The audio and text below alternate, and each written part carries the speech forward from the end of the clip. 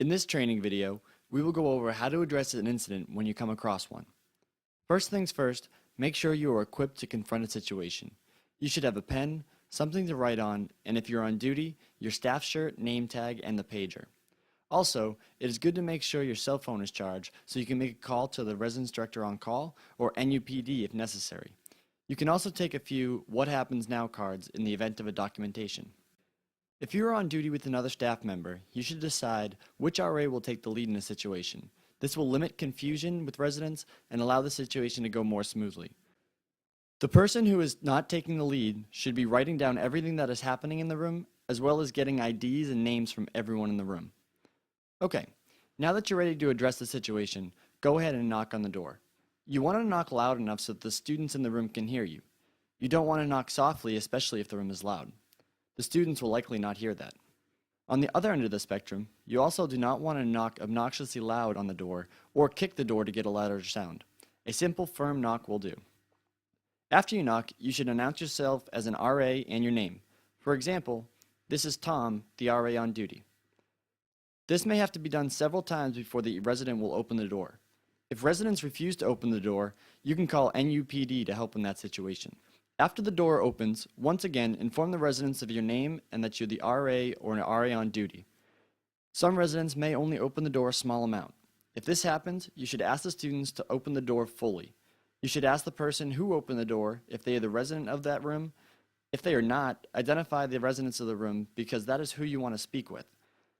Once you identify the residents of the room, your dialogue should also include why you knocked on the door. Do not allow the door to close with you inside the room. You should be at the door of the room or apartment if you are going solo. If you have a duty partner, one stands at the door, keeping it open, and the other RA can enter the room. In another video, we cover what to look for inside the room during an incident. For our purposes in this video, we won't cover that in depth. When addressing an incident, make sure to get the names and ID of every person who is present in the room.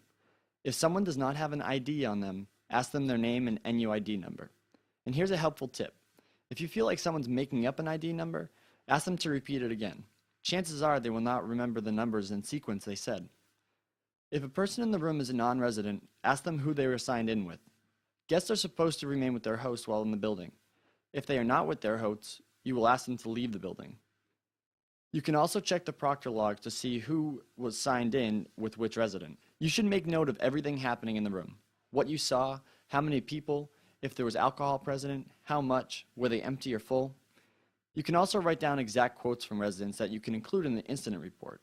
All of this information will be helpful when it comes time to write the incident report. At the conclusion of the incident, inform the residents that they will be documented, and they should check their email because they will receive an email about a conduct hearing. If students have questions about the conduct process, you can hand them a What Happens Now card. Here are a few helpful tips when addressing an incident. First, stay calm and confident in your approach. Residents may become frustrated or upset during an incident or situation, and staying calm is the best way not to escalate the situation. Inform the resident why you knocked and what the policy states. Lastly, do not guarantee anything or speculate sanctions. Residents will say, "I'm not going to get in trouble, am I?" Or, "What's going to happen to me?" You don't want to say anything along the lines of, "I'm sure you'll be fine, you'll be good," or "You probably will only get a warning." Leave those decisions to the hearing officer. If a student asks them, you can tell them that you are passing up the report and that they will receive an email and that you cannot definitively say what will happen. Created using Powtoon.